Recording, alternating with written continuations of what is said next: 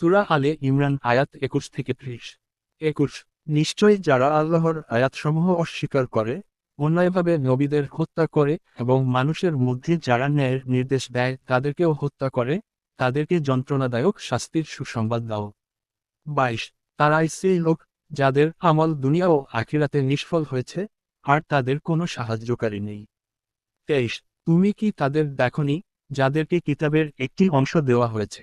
আল্লাহর কিতাবের দিকে আহ্বান করা হলে যাতে তা তাদের মধ্যে ফয়সালা করে, তখন তাদের একদল মুখ ফিরিয়ে নেয়। 24। এর কারণ এই যে, তারা বলে, আমাদেরকে আগুন স্পর্শ করবে না, তবে কয়েকটি দিন। আর তারা নিজেদের দিনের ব্যাপারে যে মিথ্যা উদ্ভাবন করেছে, তাই তাদেরকে বিভ্রান্ত করেছে। 25। অতএব কি হবে তাদের অবস্থা, যখন আমি তাদেরকে একত্র করব সেই দিনে, যার ব্যাপারে কোনো সন্দেহ নেই, আর প্রত্যেককে তার কৃতকর্মের পূর্ণ প্রতিদান দেওয়া হবে, এবং তাদের প্রতি কোনো জুলুম করা হবে না। 26। বলুন, হে আল্লাহ, রাজত্বের অধিপতি, আপনি যাকে ইচ্ছার রাজত্ব দান করেন এবং যাকে ইচ্ছার রাজত্ব কেড়ে নেন, যাকে ইচ্ছা সম্মানিত করেন এবং যাকে ইচ্ছা লাঞ্ছিত করেন। কল্যাণ আপনারই হাতে। নিশ্চয় আপনি সব কিছুর ওপর সর্বক্ষমতাবান। 27। আপনি রাতকে দিনে প্রবেশ করান এবং দিনকে রাতে প্রবেশ করান। আপনি মৃত থেকে জীবিতকে বের করেন এবং জীবিত থেকে মৃতকে বের করেন, আর যাকে ইচ্ছা আপনি অগণিত রিজিক দান করেন। 28। মুমিনরা যেন মুমিনদের বাদ দিয়ে কাফিরদেরকে বন্ধু না বানায়।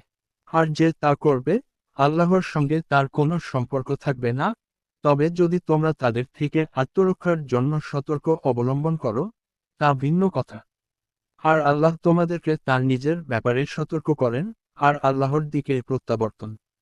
29। বলুন, তোমরা যদি তোমাদের অন্তরের কথা গোপন করো বা প্রকাশ করো, আল্লাহ তা জানেন। আর আসমানসমূহ ও জমিনে যা কিছু আছে, সবই তিনি জানেন।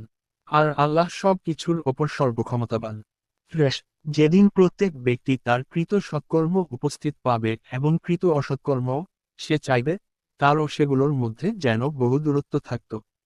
আর আল্লাহ তোমাদেরকে তার নিজের ব্যাপারে সতর্ক করেন, আর আল্লাহ বান্দাদের প্রতি অত্যন্ত দয়ালু।